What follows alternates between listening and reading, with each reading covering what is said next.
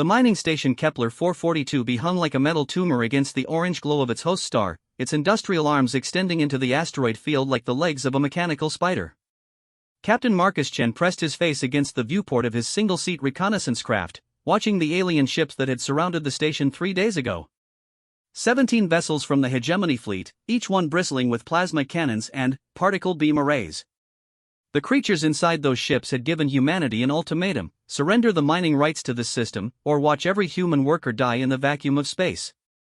The Coalition Council had debated for 72 hours while Marcus waited in the shadow of a dead asteroid, surviving on recycled air and protein paste. Finally, the transmission came through on encrypted channels. Earth Command had made their decision. They were sending help, but it would take 6 days to arrive. The 400 miners and their families couldn't wait that long. Marcus checked his equipment one final time. His ship carried no weapons heavier than a standard plasma rifle. No torpedo launchers, no missile pods, no energy shields worthy of military engagement. The hegemony had sent a battle group capable of glassing an entire planet. Any reasonable commander would wait for the cavalry. But Marcus had spent 4 years fighting the Centauri Rebellion, where human forces regularly faced impossible odds. He had learned something the galaxy hadn't figured out yet: humans didn't win because they were stronger or smarter or better armed. They won because they refused to accept defeat, even when defeat was the only logical outcome. Unknown vessel, this is Battlecruiser Dominion of the Hegemony Third Fleet. The transmission crackled through his communication array, translated from the harsh clicking language of the Kythera. You will identify yourself and state your business in this system. Marcus smiled, flicking his transmitter to broadcast on all frequencies. This is Captain Marcus Chen of the Terran Defense Corps. I'm here to discuss your surrender. The silence that followed lasted nearly 30 seconds. When the response came, it carried the unmistakable sound of alien laughter. You came alone, the hegemony commander asked, and Marcus could hear the snicker even through the translation software. My backup shows up when you flee, Marcus replied, engaging his engines and breaking from asteroid cover. The first rule of asymmetrical warfare was simple: never fight the enemy's strength with your weakness. The hegemony expected a fleet engagement, massive ships trading volleys while smaller craft darted between them like gnats. They had positioned themselves accordingly, their heavy battlecruisers forming a defensive wall around the mining station while lighter escorts patrolled the perimeter. It was textbook military doctrine, designed to repel any conventional attack. Marcus had no intention of fighting conventionally. His ship, the Phantom, had been designed for deep reconnaissance behind enemy lines. It carried advanced stealth systems, electronic countermeasures, and, most importantly, a quantum communication array capable of real-time data transmission across interstellar distances. While the hegemony saw a single human in an unarmed scout ship, Marcus saw 17 different ways to turn their own tactics against them. The first hegemony patrol ship detected him when he was still 2 million kilometers from the station. Marcus let them see him, broadcasting his transponder clearly while maintaining a steady course toward their formation. The enemy commander would be analyzing the situation, trying to understand why a single human would approach a superior force so boldly. Human vessel, you will alter course immediately or be destroyed, came the warning. This system is under hegemony protection. Protection from what? Marcus asked, still approaching. I count 17 ships threatening a peaceful mining operation. That doesn't look like protection to me. You have 10 seconds to comply. Marcus waited 8 seconds, then activated the Phantom's electronic warfare suite. The ship's passive sensors had been gathering data on hegemony communication frequencies, targeting systems, and shield harmonics for the past 3 days. Now that information became a weapon. The Kythera used quantum-entangled communication networks for their fleet coordination, believing the instantaneous transmission impossible to intercept or jam. They had never encountered human electronic warfare specialists, who had spent decades learning to exploit quantum systems during the AI wars of the previous century. Marcus transmitted a cascading virus through the quantum network, a piece of code designed to introduce tiny delays and synchronization errors into the enemy's targeting computers. The first hegemony ship opened fire, twin plasma beams reaching across space toward the Phantom. Marcus had already changed course, his ship dancing through the attack pattern while his computers worked to infiltrate deeper into their network. The beams missed by 3,000 kilometers, close enough to register on his threat display but nowhere near enough to actually endanger him. Impossible, he heard the enemy commander mutter over the open channel. Recalibrate targeting systems. The second attack came from 3 ships simultaneously, a coordinated barrage that should have vaporized the Phantom regardless of its evasive maneuvers. Instead, the beams converged on empty space while Marcus slipped between them, his ship's trajectory computer predicting their firing solutions faster than their gunners could compensate. This was the second rule of asymmetrical warfare: turn the enemy's strength into weakness. The hegemony's elaborate battle coordination became a liability when their communication network carried corrupted data. Their superior firepower meant nothing when they couldn't hit their target. Marcus activated his quantum communication array, establishing contact with coalition intelligence networks throughout the galaxy. Within minutes, his ship had become a relay point for information flowing to every major military command in known space. The hegemony thought they were facing one human in one ship. In reality, they were fighting the combined intelligence apparatus of 7 different species. "Sir, the human ship is transmitting massive amounts of data," reported one of the hegemony bridge officers. "We're reading communication bursts directed toward at least 40 different star systems. Communications officer, jam all transmissions from that vessel." "Unable to comply, sir. Their quantum array is operating on frequencies we cannot access." Marcus smiled, watching the enemy formation begin to shift. The hegemony commander was starting to understand that this wasn't a desperate suicide run. It was something far more dangerous, a carefully planned operation.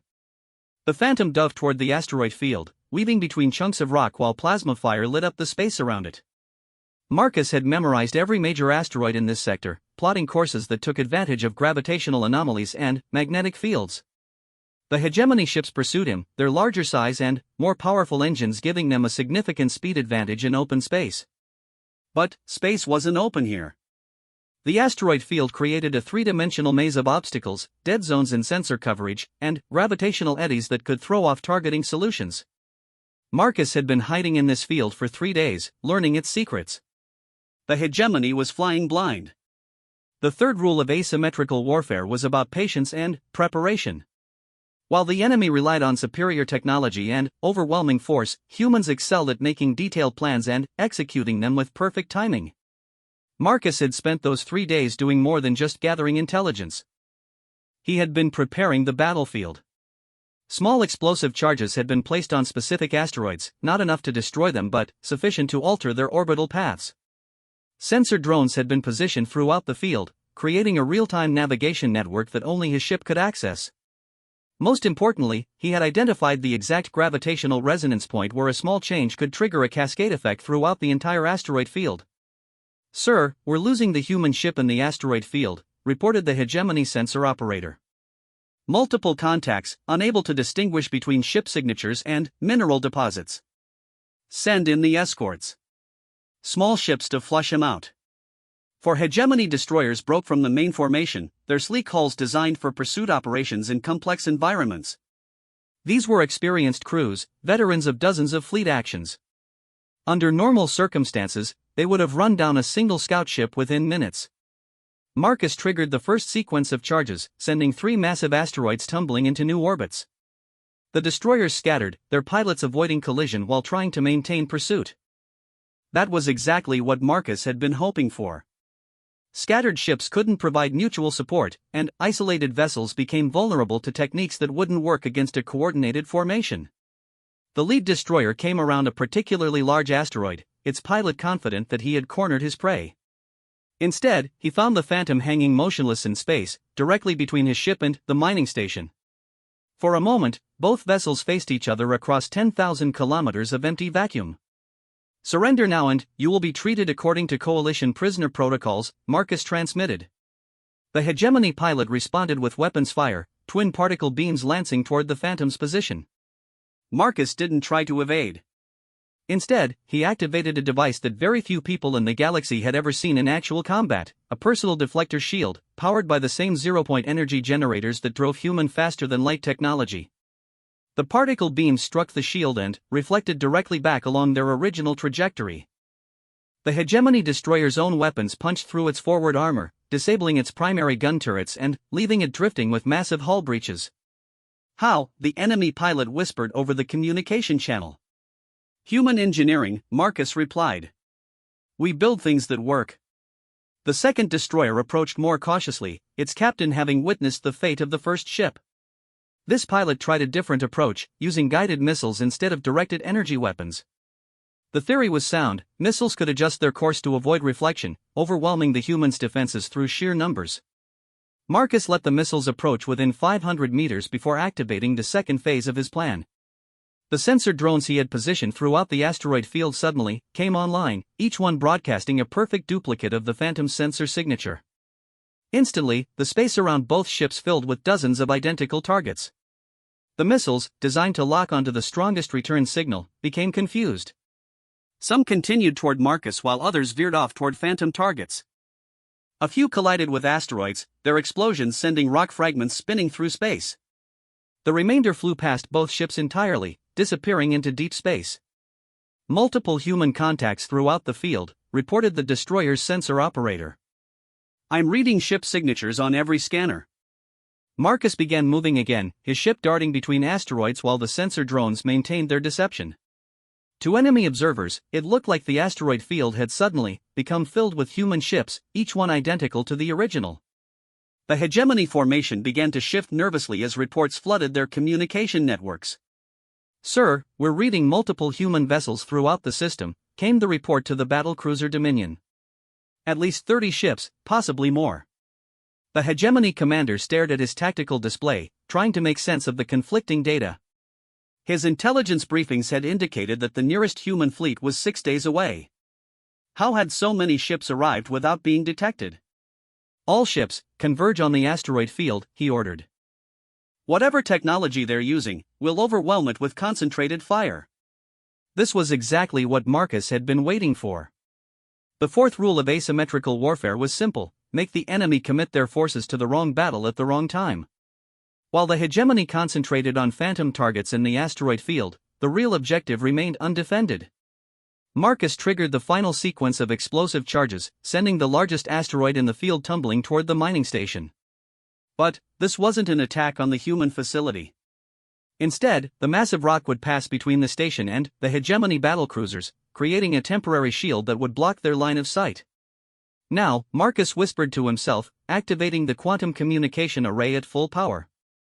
Throughout the galaxy, Coalition intelligence networks received a single-burst transmission containing the complete technical specifications of hegemony ship designs, weapon systems, and tactical doctrines. This information had been gathered over 3 days of passive scanning, compiled into a comprehensive database that would revolutionize Coalition military planning. But, more importantly, the transmission contained detailed scans of something the galaxy had never seen before: the hegemony's prototype cloaking technology, mounted on 2 of their escort ships. This stealth system represented a quantum leap in military capability, something that could shift the balance of power throughout known space. "Sir, massive energy surge from the human ship," reported the hegemony communications officer. "They're transmitting enormous amounts of data." "To where?" "Everywhere, sir. I'm detecting transmission nodes in over 100 star systems." The hegemony commander finally understood what was happening. This hadn't been a rescue mission or a desperate attack. It had been an intelligence operation designed to steal their most sensitive military secrets and transmit them to every potential enemy in the galaxy. "All ships, concentrate fire on that transmission source. Destroy it now." 17 hegemony warships opened fire simultaneously, their combined weapons creating a web of energy that turned space itself into a killing field. Plasma beams, particle cannons, and guided missiles converged on the Phantom's last known position, delivering enough destructive force to crack the surface of a small moon. When the energy discharge faded, the space around the asteroid field glowed with residual radiation. No ship could have survived that level of concentrated firepower. The hegemony fleet began to spread out, searching for debris that would confirm the humans' destruction. They found nothing. "Where is he?" demanded the hegemony commander. Marcus was exactly where he needed to be, drifting silently behind the mining station, his ship's stealth systems engaged and all non-essential systems powered down. The massive asteroid he had sent tumbling through space now hung between his position and the enemy fleet, its bulk concealing him from their sensors. But concealment had never been his primary objective. While the hegemony wasted ammunition on phantom targets, he had been gathering the most valuable intelligence of all: real-time tactical data on how their ships performed in actual combat conditions. His quantum communication array pulsed once more, transmitting firing patterns, energy signatures, and performance characteristics to coalition analysis centers throughout the galaxy. Within hours, every human military commander would know exactly how to defeat hegemony ships in battle. The mining station's communication array crackled to life. Unknown human ship, this is Station Administrator Sarah Chen. Marcus, is that you? Hello, Sarah, he replied, allowing himself a brief smile. His sister had been running mining operations in this system for 2 years, part of humanity's expansion into the outer sectors. Just thought I'd drop by. The hegemony ships are still out there. You need to get out of here before they find you. Not yet, Marcus said, watching his tactical display. I've got one more surprise for our guests. The fifth rule of asymmetrical warfare was the most important: never reveal your true capabilities until absolutely necessary. The hegemony had seen human electronic warfare, stealth technology, and tactical brilliance. They thought they understood what humans could do in a crisis. They were about to learn how wrong they were. The hegemony fleet had reformed into a search pattern, their ships sweeping through the asteroid field like hunters tracking wounded prey. Commander Vextai stood on the bridge of the Dominion, his 4 eyes studying tactical displays that made no sense. The human ship had vanished completely, leaving no debris, no energy signatures, nothing to indicate it had ever existed. Report, he clicked, his mandibles scraping against each other in frustration. No contact with the human vessel, his tactical officer replied. However, we are detecting massive data transmissions throughout the galaxy. The information burst from their ship reached every major coalition world. Vextai's head crest flattened against his skull, a sign of extreme agitation among his species. What information? Unknown, sir. Our intelligence division is attempting to analyze the transmission patterns, but the data was encrypted using quantum algorithms we cannot break. Marcus Chen listened to their communications from his hiding spot behind the mining station, his ship's translation software converting the harsh Kythera language into standard coalition common. The aliens were growing frustrated, exactly as he had planned. Frustrated enemies made mistakes, and mistakes created opportunities. His tactical computer chimed softly, displaying an incoming message from Earth Command. The transmission had traveled 6 light-years through quantum relay networks, carrying orders that would have terrified most military commanders. Captain Chen, this is Admiral Harrison. Intelligence reports indicate the hegemony fleet possesses prototype cloaking technology that represents a significant threat to coalition security. Your mission parameters have changed. You are authorized to capture or destroy that technology by any means necessary. The fleet will not arrive for another 5 days. Whatever you're planning, you need to do it soon. Marcus studied his sensor readings, identifying the 2 hegemony escorts that carried the experimental stealth systems. The ships were positioned on the outer edge of the enemy formation, ready to vanish if the battle turned against them. Taking them would require getting past 15 other warships, each one capable of vaporizing his scout craft with a single salvo. Any reasonable commander would wait for backup. But Marcus had spent enough time fighting impossible odds to know that sometimes the impossible was just another word for unexpected. Sarah, I need you to do something for me, he transmitted to the mining station. Whatever you need, his sister replied immediately. In about 10 minutes, I want you to begin emergency evacuation procedures. Make it loud and obvious. Broadcast on every frequency, send distress signals, the whole show. Marcus, what are you planning? Something that's either brilliant or completely insane, he replied. Probably both. The key to asymmetrical warfare was understanding that superior enemies always expected certain behaviors from weaker opponents. They expected humans to run when outnumbered, to hide when outgunned, to call for help when facing impossible odds. Marcus intended to do exactly the opposite. He powered up the Phantom's engines and broke cover, his ship accelerating directly toward the hegemony formation. This time, however, he wasn't relying on stealth or electronic deception. This time, he was going to try something the galaxy had never seen before, a frontal assault by a single human against an entire fleet. Sir, the human ship has reappeared, reported the hegemony sensor operator. Bearing directly toward our formation. Commander Vextai's eyes widened in disbelief. One ship attacking 17? Has the human lost his mind? Sir, we're also receiving distress signals from the mining station. They've begun emergency evacuation procedures. The hegemony commander studied his tactical display, trying to understand the human strategy. A desperate attack to buy time for civilian evacuation made sense from an emotional perspective, but it was tactically suicidal. Even if the human ship somehow managed to damage one or two vessels, the rest of the fleet would destroy it within minutes. "All ships, prepare to engage," Vextai ordered. "Let us end this farce quickly." The Phantom streaked toward the enemy formation, its course taking it directly between the two escort ships that carried the cloaking technology. Marcus had spent hours calculating this approach, using gravitational mechanics and orbital dynamics to plot a trajectory that would put him exactly where he needed to be. The first hegemony ships opened fire when the Phantom was still 50,000 kilometers away, their plasma beams reaching across space like fingers of death. Marcus didn't try to evade. Instead, he activated every defensive system his ship possessed, creating a brilliant display of energy discharges and electromagnetic interference. To external observers, it looked like the human ship was taking massive damage. Explosions blossomed along its hull as defensive charges detonated, creating clouds of metallic debris that reflected sensor beams in all directions. The Phantom's trajectory began to wobble, its engines sputtering as if damaged systems were failing one by one. "Direct hit," reported the hegemony gunner. Human vessel showing multiple hull breaches and engine damage.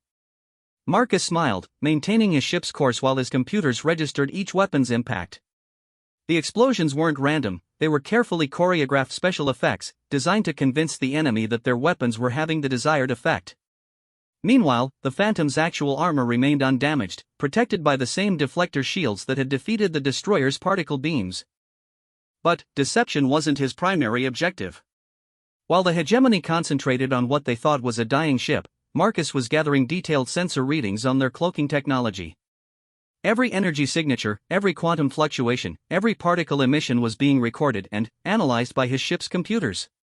"Sir, the human vessel is continuing its approach despite taking heavy damage," reported the tactical officer.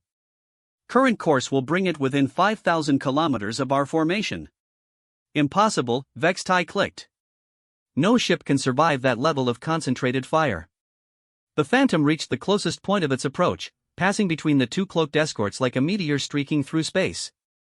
For exactly 3 seconds, Marcus found himself within point-blank range of both ships, close enough to see individual weapon mounts and sensor arrays through his viewport. Those 3 seconds were all he needed.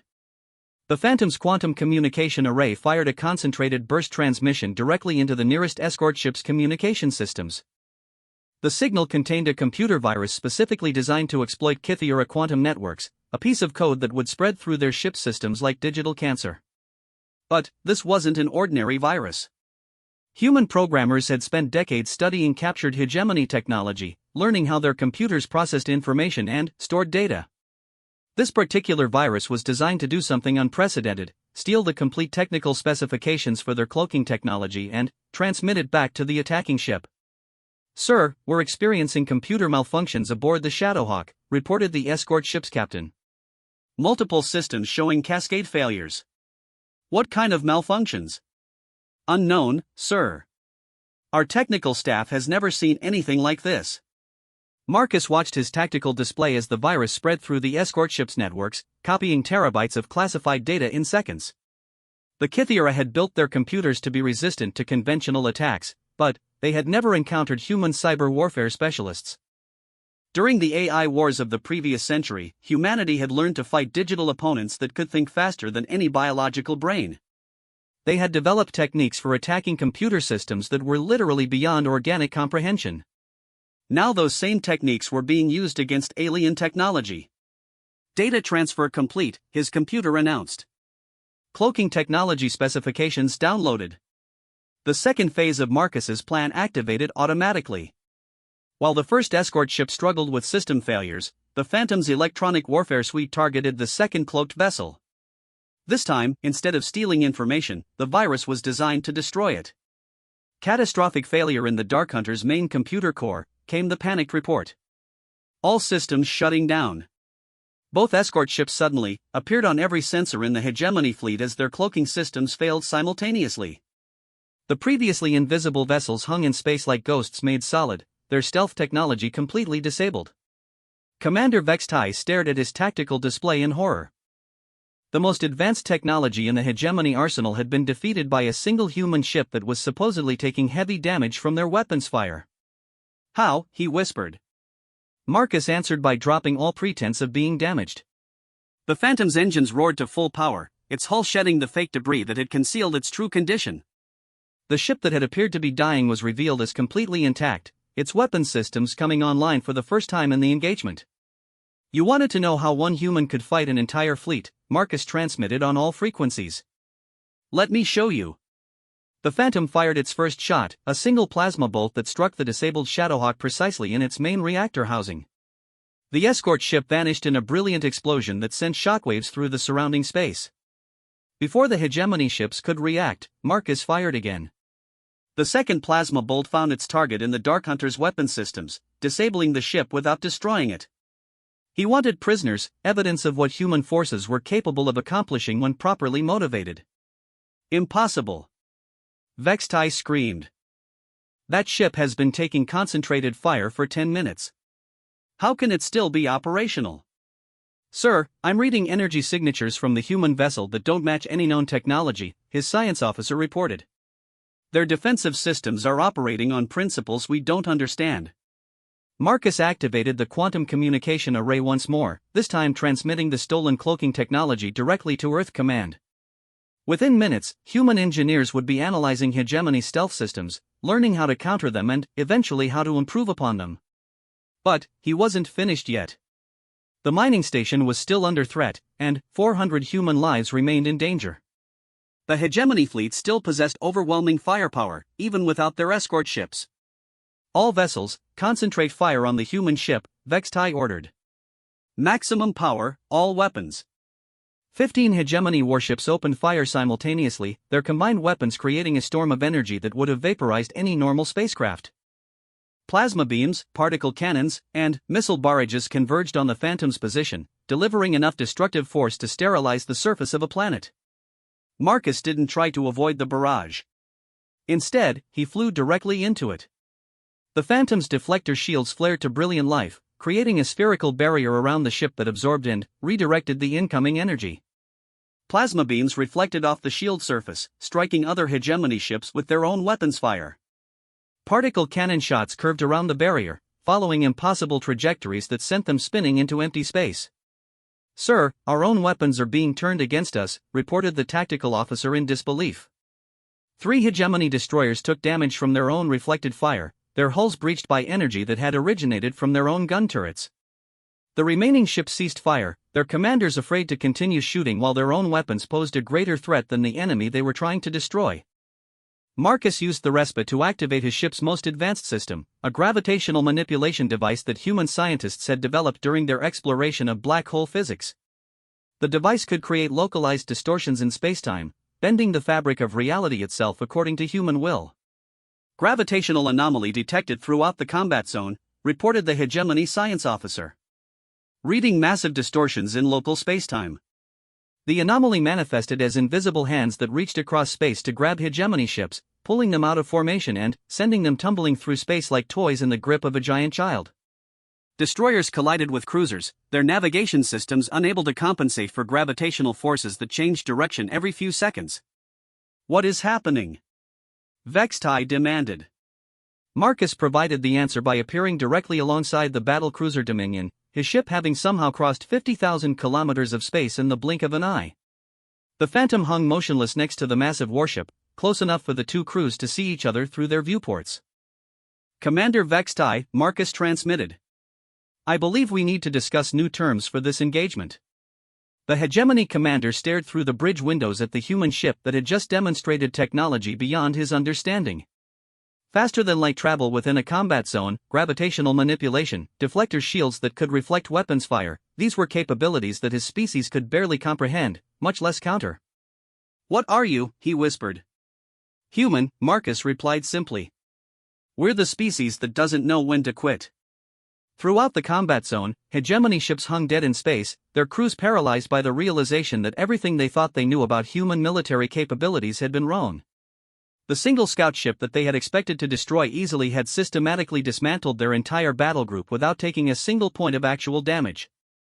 Sir, we're receiving transmission from Earth Command, Marcus's communication officer announced. Priority 1 message. Marcus accepted the transmission, listening to Admiral Harrison's voice across the quantum relay network. Captain Chen, what's your status? Mission accomplished, sir. Hegemony cloaking technology has been captured and transmitted. Enemy fleet neutralized, mining station secure. Outstanding work, Captain. How many ships did you lose? Marcus looked around his bridge, noting that every system was still functioning perfectly and his crew of one was completely unharmed. None, sir. No casualties. Repeat that, Captain. Did you say no casualties? Affirmative, sir. Total losses, 0. The silence that followed lasted nearly 30 seconds. When Admiral Harrison spoke again, his voice carried a mixture of admiration and disbelief. Captain Chen, you just defeated an entire Hegemony battle group with a single reconnaissance ship. How? Marcus smiled, watching the alien vessels that surrounded his ship like defeated giants. I followed standard human military doctrine, sir. We adapt, we improvise, and we never surrender. The quantum communication array activated once more, carrying news of the engagement to coalition worlds throughout the galaxy. Within hours, every species in known space would learn what had happened in the Kepler 442b system. They would learn that humans possessed technology and capabilities that had been hidden from the galaxy. More importantly, they would learn that human military doctrine was based on a simple principle: when facing impossible odds, humans didn't retreat. They found ways to make the impossible possible. News of the Kepler 442b engagement spread through the galaxy like wildfire, carried by quantum communication networks to every major civilization in the coalition. Within 24 hours, the impossible had become undeniable fact: a single human ship had defeated an entire Hegemony battle group without sustaining damage. Ambassador Telesh of the Andromedan Council sat in her chambers aboard the diplomatic station Harmony's Edge, reading intelligence reports that challenged everything she thought she knew about human military capabilities. The holographic displays around her desk showed tactical analyses from 12 different species, all reaching the same conclusion: humanity possessed technology that was decades ahead of anything else in the galaxy. This changes everything, she whispered to herself, activating her personal communication array. Meanwhile, in the depths of space near the galactic core, the Hegemony High Command was conducting an emergency session. The crystalline beings that ruled their empire spoke in harmonic frequencies that resonated through the chamber like a symphony of fear and confusion.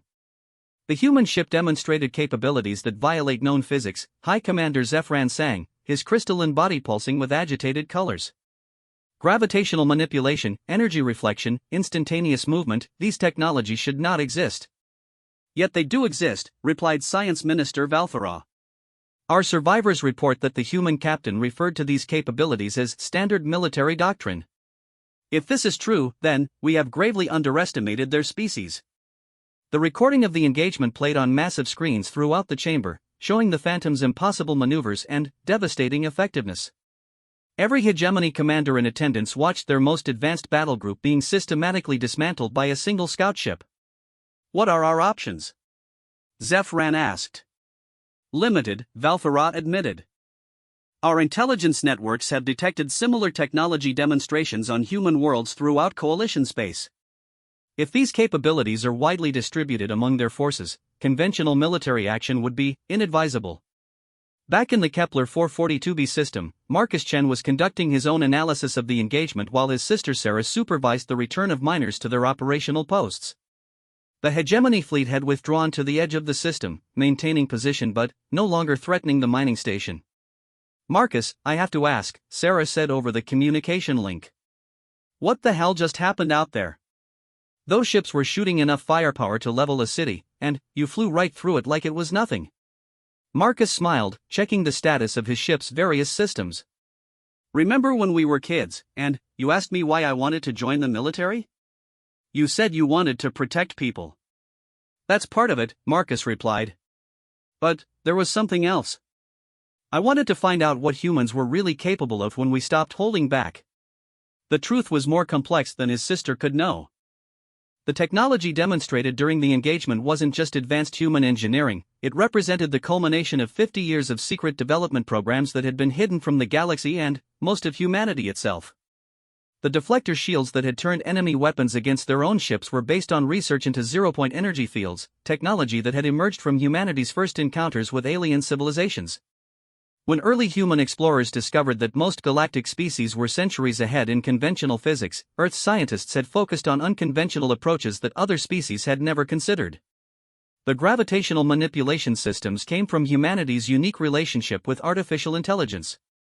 While other species had developed AI as tools for specific tasks, humans had created digital entities capable of independent thought and creativity. Those AI partners had helped human scientists explore mathematical concepts that were beyond organic comprehension, leading to breakthroughs in fundamental physics. Most importantly, the tactical doctrines that Marcus had employed weren't just military innovations, they were the product of humanity's distinctive evolutionary heritage. Humans were the only known species that had evolved as persistence hunters, creatures that achieved victory through endurance and determination rather than superior speed or strength. That heritage had shaped their approach to warfare in ways that other species found incomprehensible. "Sir, we're receiving a priority transmission from Coalition High Command," his communication officer announced. Marcus accepted the transmission, finding himself face-to-face with Admiral Harrison and 3 other figures he recognized as members of the Coalition Security Council. Behind them, he could see representatives from dozens of species, all watching the conversation with intense interest. "Captain Chen," Admiral Harrison said formally. "Your engagement has attracted considerable attention throughout the galaxy. We need to discuss the implications." "Yes, sir," Marcus replied, noting the tension in the Admiral's voice. "Multiple species are requesting immediate technology transfers based on your demonstrated capabilities. The Andromedan Council is offering territorial concessions in exchange for gravitational manipulation technology. The Centauri Federation wants defensive shield specifications. Even the neutral systems are asking for protection treaties." Marcus frowned. "Sir, what are our orders regarding these requests?" "That's complicated," Admiral Harrison admitted. "The technology you used yesterday has been classified above my clearance level. I'm told that decisions regarding its distribution will be made by people with much higher security ratings than mine." This was the conversation Marcus had been dreading. The capabilities he had demonstrated weren't just military secrets, they represented fundamental advances in physics and engineering that could reshape galactic civilization. In the wrong hands, the same technology that had protected the mining station could be used to conquer entire star systems. "Sir, permission to speak freely?" "Granted." "The hegemony attacked a civilian target because they believed humans were weak," Marcus said. "Every species in the galaxy makes assumptions about what we can and can't do based on incomplete information. Maybe it's time they learned the truth." The Security Council members exchanged glances, their expressions revealing the weight of decisions that would affect trillions of beings throughout known space. Finally, Ambassador Chanwei of Earth spoke for the group. "Captain, you've opened a door that we can't close. The question now is whether we walk through it carefully or let others push us through." The implications were staggering. For decades, humanity had maintained a carefully crafted image as the galaxy's newcomers, a young species that was still learning from older civilizations. That deception had allowed human scientists and engineers to develop advanced technologies without attracting unwanted attention. Now the secret was out, and every major power in the galaxy would be reassessing their relationships with humanity. Some would seek alliance, others would prepare for war, and a few would simply try to steal whatever technology they could find. "Sir, what about the hegemony fleet?" Marcus asked. "They're still in this system." "They've requested a parley," Admiral Harrison replied. "Apparently, their high command wants to discuss revised diplomatic relations with humanity." Marcus looked at his sensor display, watching 17 alien warships that had learned a harsh lesson about underestimating human capabilities. "Do we trust them?" "We don't have to trust them," Ambassador Chenwei replied. "After yesterday's demonstration, they know that attacking human interests carries unacceptable risks." But Marcus understood that the situation was more complex than simple deterrence. The hegemony had lost face in front of the entire galaxy, their reputation as an invincible military force shattered by a single human ship. Desperate enemies were often more dangerous than confident ones. "Sir, request permission to remain on station until the fleet arrives." "Granted." "Captain, you should know that your actions have earned you some powerful allies. The coalition worlds are calling yesterday's engagement the most decisive military victory in galactic history."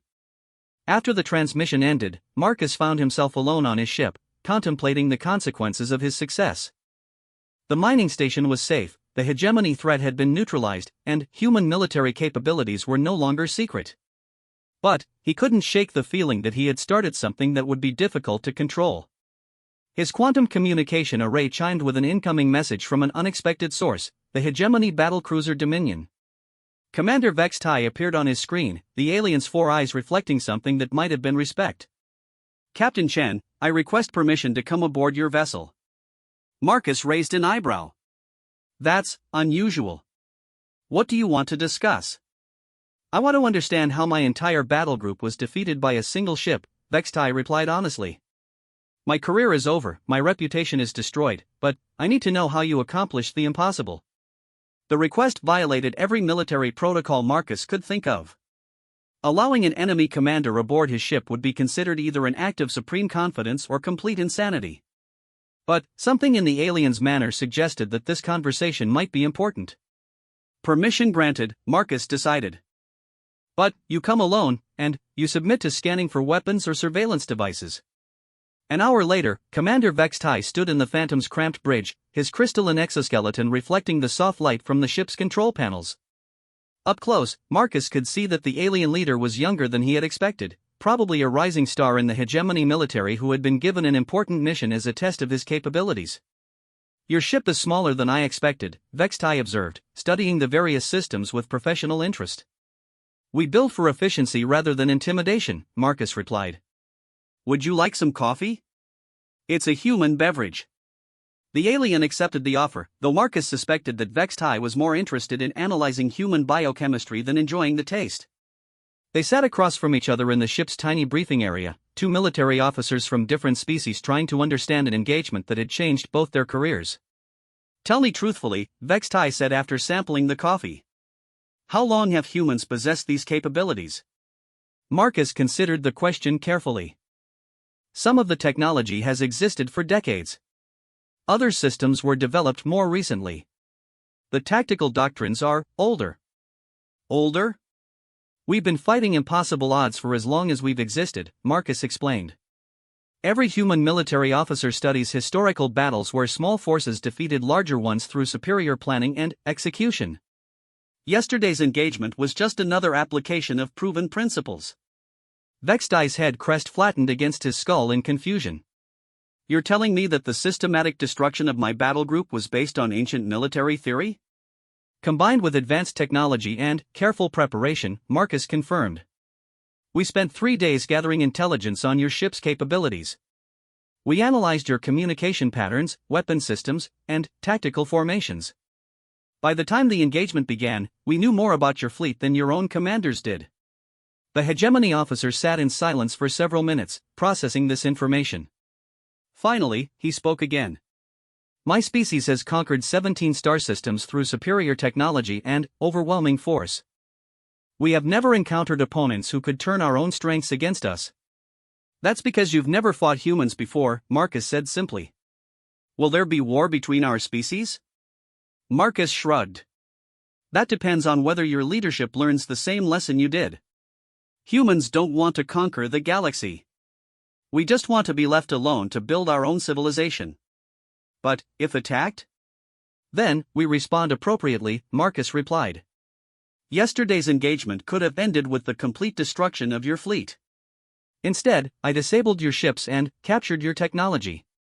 That was a choice, not a limitation. Vextai's eyes widened as he understood the implication. The human captain could have killed everyone in the hegemony battle group but had chosen restraint instead.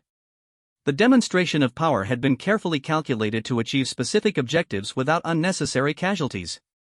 You are not what we expected, the alien officer admitted. Good, Marcus said. Predictable enemies are boring. Their conversation was interrupted by an urgent transmission from the mining station. Sarah's voice crackled through the communication system, carrying news that would complicate an already complex situation. Marcus, we're detecting multiple faster-than-light signatures approaching the system. Big ones. I count at least 50 ships, possibly more. Marcus quickly returned to his bridge, Vextai following behind as they studied the sensor displays together. The approaching fleet was massive, representing military forces from across the galaxy. Marcus recognized ship signatures from the Andromedan Council, the Centauri Federation, the Rigel Consortium, and half a dozen other major powers. It appears that your demonstration has attracted significant attention, Vextai observed dryly. That's one way to put it, Marcus muttered, watching as diplomatic ships mixed with obvious military vessels in the approaching formation. The quantum communication array activated automatically, carrying priority messages from Coalition High Command.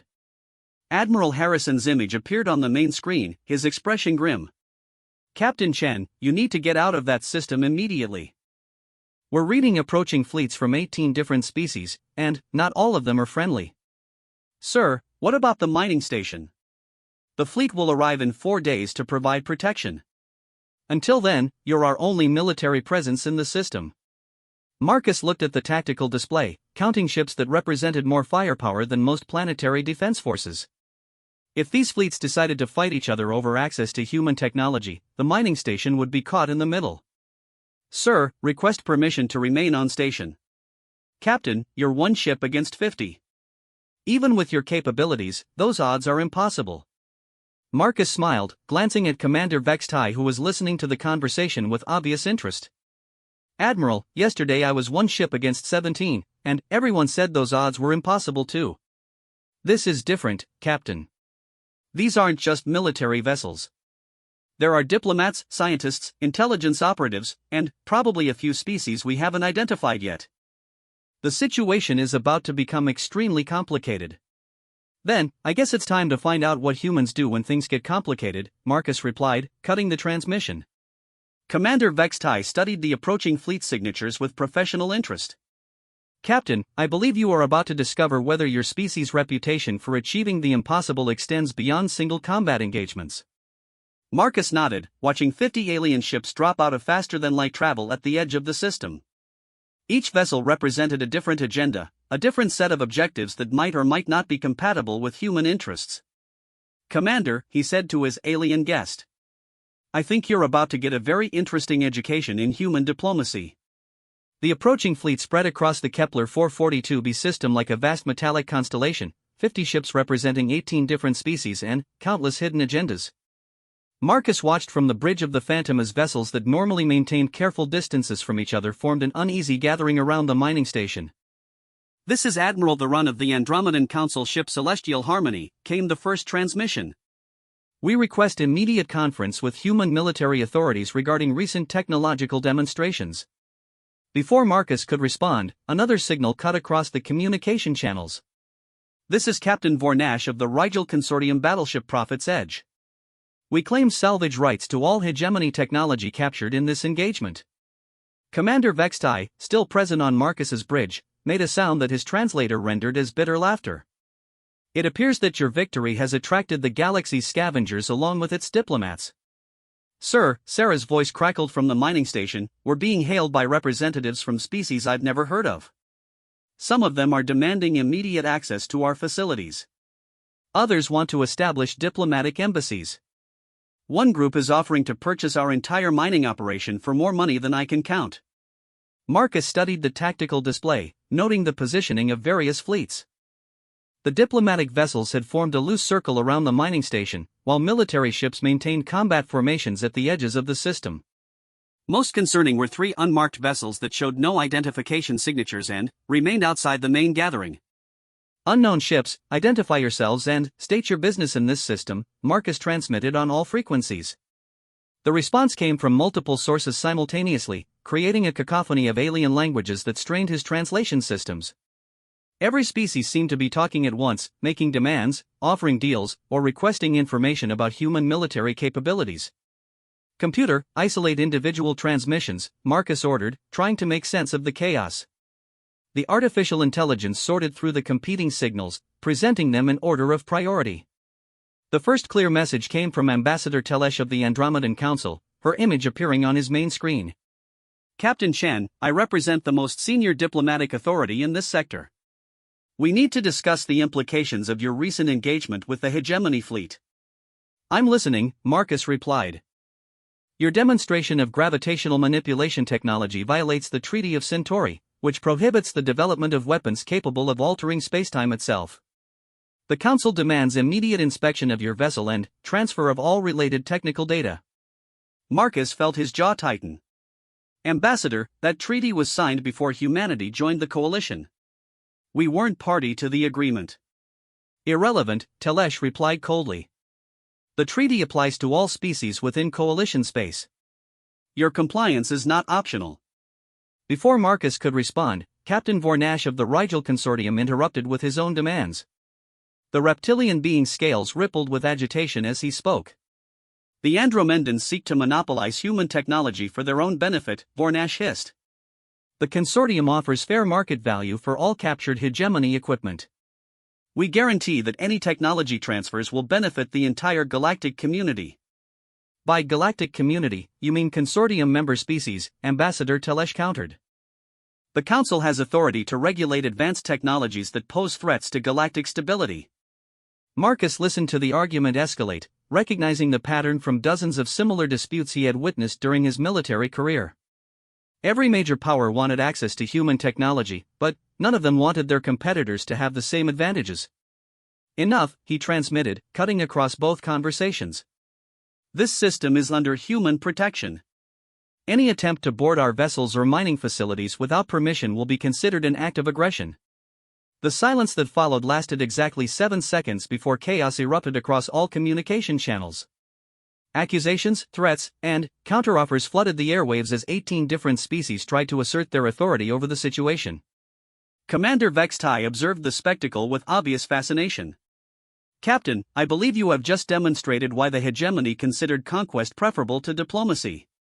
At least military action produces clear results. This is just the opening round, Marcus replied, studying the positioning of various fleets. Watch what happens next.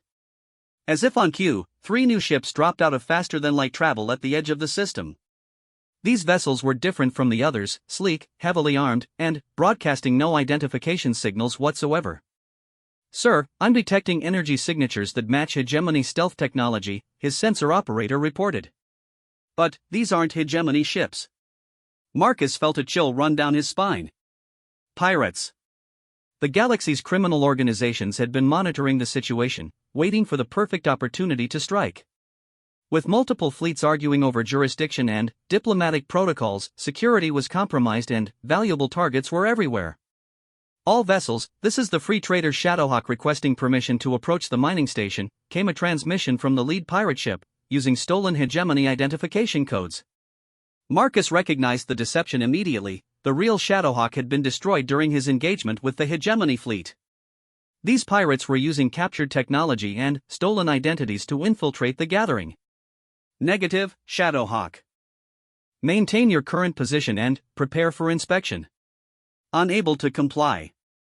We're experiencing navigation difficulties and require immediate docking assistance.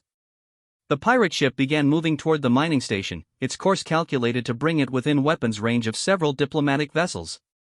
Marcus realized that the criminals weren't just planning to steal technology, they intended to create an incident that would spark conflict between the various species present. All vessels, this is Captain Chen of the Terran Defense Corps, Marcus broadcast on all frequencies.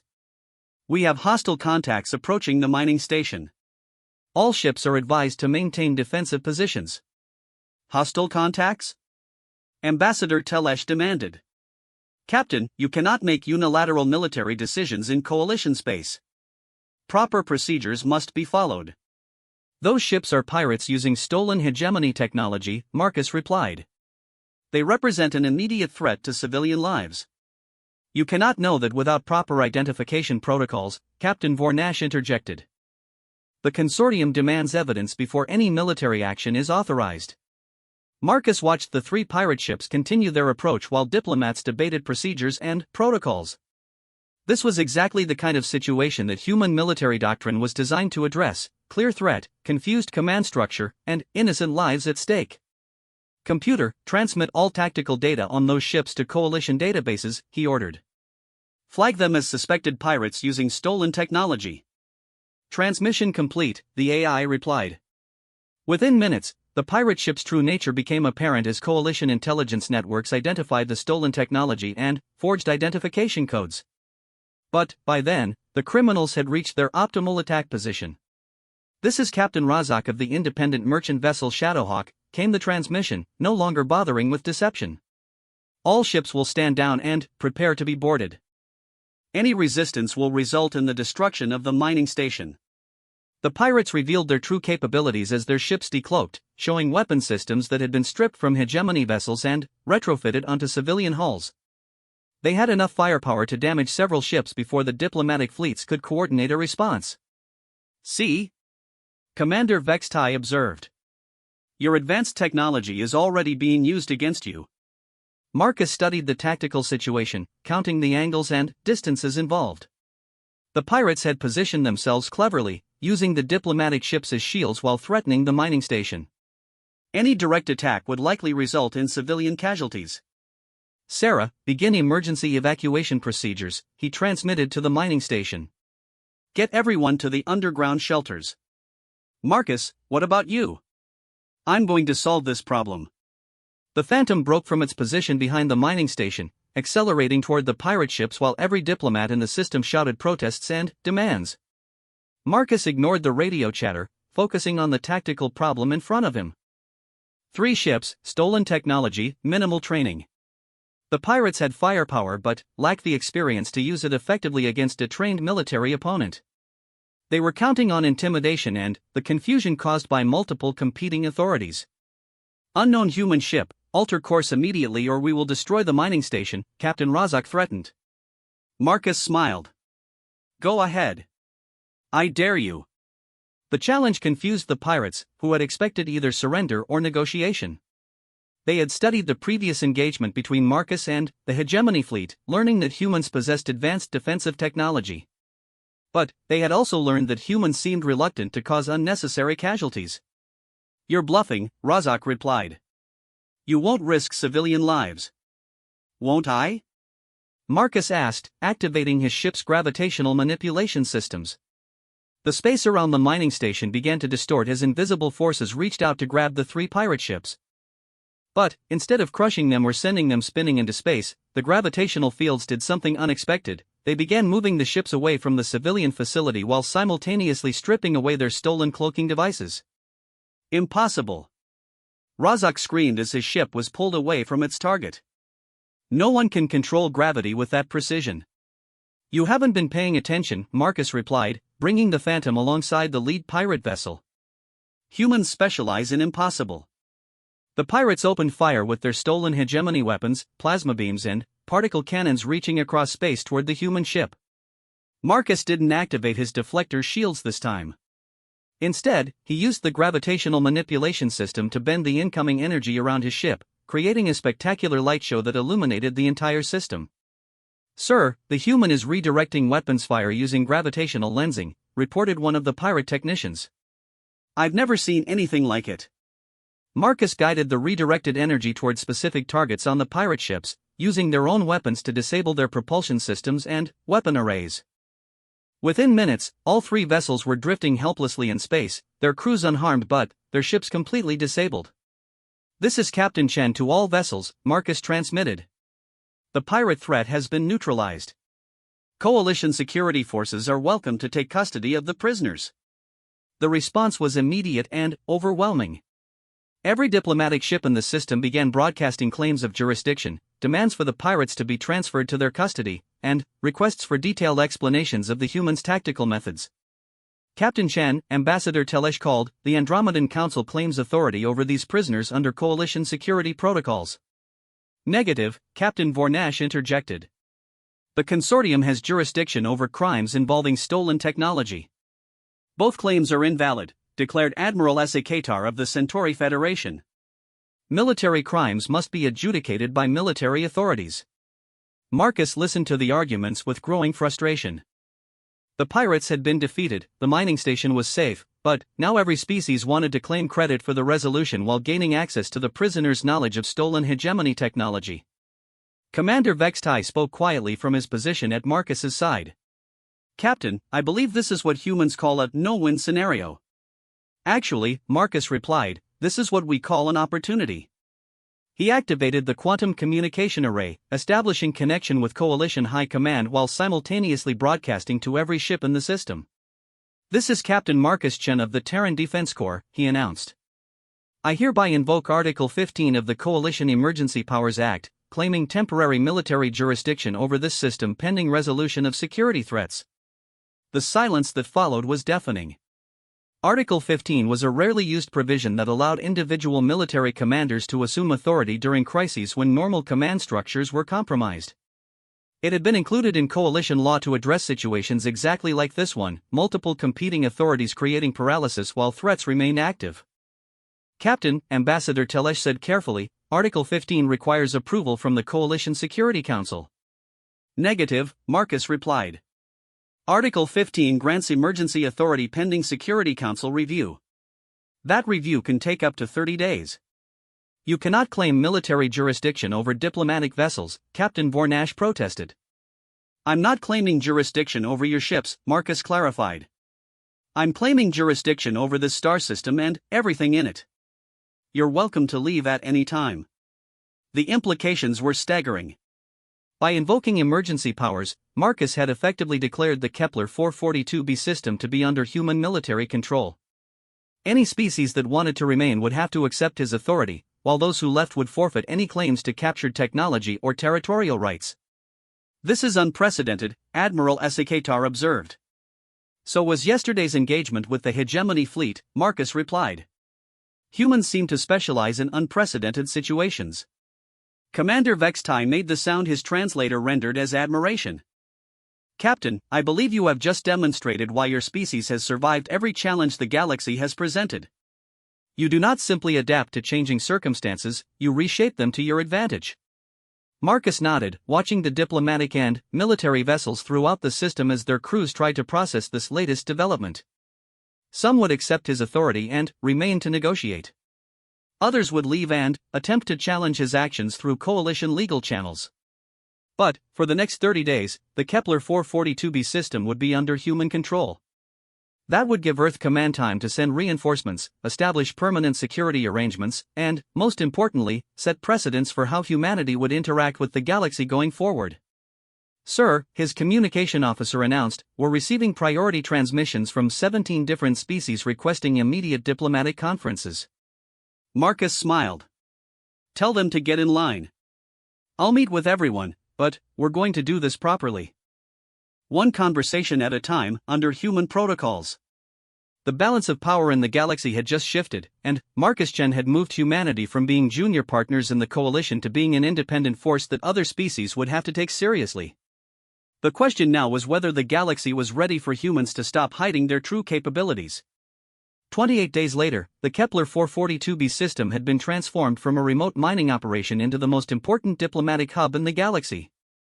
The mining station had been expanded with temporary diplomatic facilities, communication arrays, and security installations that turned it into a miniature space city. Marcus stood in the newly constructed command center, watching tactical displays that showed over 200 ships from 43 different species. What had begun as an emergency response to pirate activity had evolved into the largest interspecies gathering in coalition history. "Sir, the final diplomatic session begins in 1 hour," his aide announced. "Representatives from the Hegemony High Command have arrived to present their formal proposals." Marcus nodded, reviewing the results of nearly a month of intensive negotiations. The process had been unlike anything in galactic diplomatic history, with humanity dictating the terms and procedures while other species adapted to human methods of conflict resolution. "How many treaties have been finalized?" he asked. 17 separate agreements, sir. Technology sharing protocols with the Andromedan Council, territorial recognition from the Centauri Federation, trade partnerships with the Rigel Consortium, and mutual defense pacts with 11 smaller systems. Commander Vextai, who had remained as an unofficial observer throughout the proceedings, approached the tactical display. "Captain, your species has achieved more diplomatic progress in 28 days than most civilizations accomplish in decades." "It helps when you have leverage," Marcus replied, indicating the various ships arrayed throughout the system. "Everyone wants something from humanity, which means we can afford to be selective about our partnerships." The truth was more complex than simple negotiating advantage. The demonstrations of human military and technological capabilities had forced every species to recalculate their relationships with Earth. The old assumption that humans were junior partners in the galactic community had been permanently shattered. "Sir, Admiral Harrison is requesting a private conference before the final session," his communication officer reported. Marcus accepted the transmission, finding himself face-to-face with not only Admiral Harrison but the entire Coalition Security Council. Behind them, he could see representatives from Earth's most senior diplomatic and military leadership.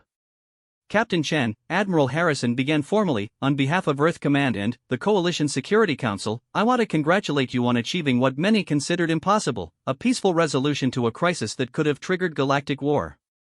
"Thank you, sir," Marcus replied. "However," continued Ambassador Chen Wei, "your invocation of emergency powers has created significant legal and political complications. 43 species are demanding explanations for how one human captain was able to claim authority over Coalition territory." Marcus had been expecting this conversation. "Sir, I followed established legal procedures under Article 15. The crisis required immediate action, and normal command structures were compromised by competing jurisdictions." "That's not the issue," Admiral Harrison said. "The issue is what happens next. Your actions have established precedents that will affect human relations with every species in the galaxy." Ambassador Chen Wei leaned forward. "Captain, you've essentially announced that humanity is prepared to act unilaterally when our interests are threatened. The other species are wondering if Earth intends to maintain its coalition membership or pursue independent expansion. This was the conversation that would determine humanity's future relationship with the galaxy." Marcus realized that his tactical decisions during the crisis had created strategic implications that extended far beyond the Kepler 442b system. "Sir, what are Earth Command's instructions?" "Complicated," Admiral Harrison admitted. "Some factions want you to immediately transfer authority to Coalition representatives and apologize for overstepping boundaries. Others want you to maintain control and establish this system as humanity's first independent territory. What do you recommend?" "We recommend that you do what you've been doing for the past month," Ambassador Chen Wei said with a slight smile. "Make the impossible look easy." The transmission ended, leaving Marcus to prepare for the final diplomatic session that would determine whether his actions had strengthened or weakened humanity's position in the galaxy. As he walked toward the conference chamber, Commander Vextai fell into step beside him. "Captain, may I offer some advice from someone whose career was destroyed by underestimating your species?" "I'm listening." "The other species are waiting for you to make a mistake that justifies their traditional views about human limitations," Vextai explained. "They want to believe that your recent successes were lucky accidents rather than demonstrations of fundamental capabilities. What do you think?" "I think that humans possess something the rest of the galaxy has forgotten: the ability to adapt and innovate under pressure. Your species doesn't just react to changing circumstances, you reshape reality to match your objectives." The conference chamber had been designed to accommodate representatives from dozens of different species, with environmental controls, translation systems, and communication protocols that allowed beings with radically different biology to interact safely. Marcus took his position at the center of the chamber, surrounded by the most powerful individuals in known space. "Ladies, gentlemen, and honored representatives," Marcus began, using the formal address protocol he had established for these proceedings. "We have reached the conclusion of our emergency diplomatic sessions. Before we finalize the remaining agreements, I want to address the question that has been implicit in all our discussions." He activated the holographic display system, showing a three-dimensional map of the galaxy with human territories highlighted in blue. The display revealed something that had been carefully hidden from most species: humanity controlled or influenced far more star systems than official records indicated. For the past 50 years, Earth has maintained a policy of deliberate understatement regarding our military capabilities, territorial holdings, and technological achievements, Marcus announced. This policy was designed to allow humanity to develop without attracting unwanted attention from potential adversaries. The chamber erupted in surprised murmurs as representatives realized the implications. Ambassador Telesh of the Andromedan Council was the first to speak. "Captain Chen, are you saying that humanity has been deliberately concealing the extent of your expansion and development?" "I'm saying that humans are very good at not advertising our capabilities until we need to use them," Marcus replied. "The engagement with the Hegemony Fleet was the first time we publicly demonstrated technology that has existed for decades. Admiral Katar of the Centauri Federation studied the galactic display with obvious concern. How many star systems does Earth actually control? Marcus smiled. That depends on how you define control. If you mean direct military occupation, the number is relatively small. If you mean systems where human interests are protected by treaty, technological cooperation, or economic partnership, the number is considerably larger. He manipulated the display, showing a web of connections that linked human territories with allied systems throughout the galaxy. The network revealed a pattern of influence that extended into every major sector of known space. This is impossible, Captain Vornash of the Rigel Consortium protested. Our intelligence networks would have detected this level of expansion. Your intelligence networks detected exactly what we wanted them to detect, Marcus replied. Humans are very good at misdirection. Commander Vextai spoke from his observer position. The captain is demonstrating why the hegemony's military assessment of human capabilities was fundamentally flawed. You cannot defeat an enemy whose true strength remains hidden. The revelation forced every representative to reconsider their species' relationship with humanity. Earth wasn't the junior partner seeking acceptance into galactic civilization, it was an established power that had been carefully managing its public image while pursuing independent objectives. Captain Shen, Ambassador Telesh said carefully, what are humanity's intentions regarding the existing coalition structure? Earth remains committed to coalition membership and the principles of peaceful cooperation between species, Marcus replied. However, we will no longer accept limitations on our development or restrictions on our territorial expansion based on other species' comfort levels. And if other species object to human expansion? Marcus activated another section of the holographic display, showing the technical specifications for the various technologies that had been demonstrated during recent engagements. Gravitational manipulation, energy deflection, quantum communication arrays, and dozens of other systems that represented centuries of advancement beyond anything else in the galaxy. Then, they're welcome to object, he said simply. We'll listen politely and continue doing what's best for humanity. The silence that followed lasted nearly 60 seconds as representatives processed the implications. Humanity had just announced its emergence as the galaxy's dominant technological and military power, while simultaneously offering continued cooperation under revised terms. What do you want from us? Admiral Katar asked finally. Recognition, Marcus replied. Recognition that humanity has the same rights as any other species to pursue our own interests, establish our own territories, and defend our own people. We're not asking for special treatment, we're demanding equal treatment. And, in return? In return, we offer partnership instead of conquest, cooperation instead of domination, and shared prosperity instead of zero-sum competition. Marcus manipulated the display one final time, showing projected development plans that would benefit every species represented in the chamber.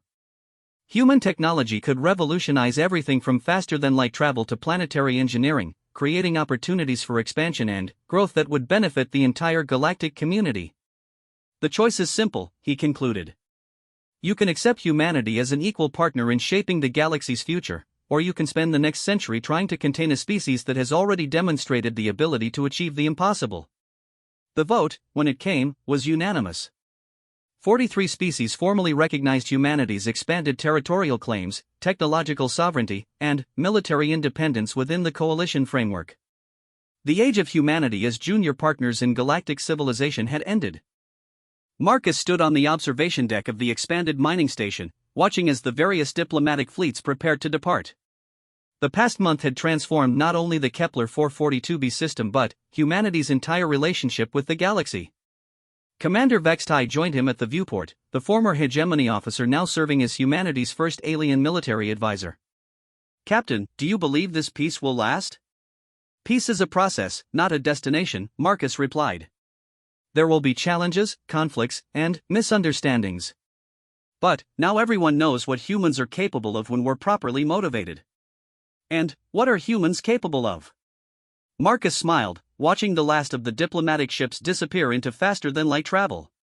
Anything we put our minds to, Commander. Literally anything. In the months that followed, the galaxy would learn the truth of that statement.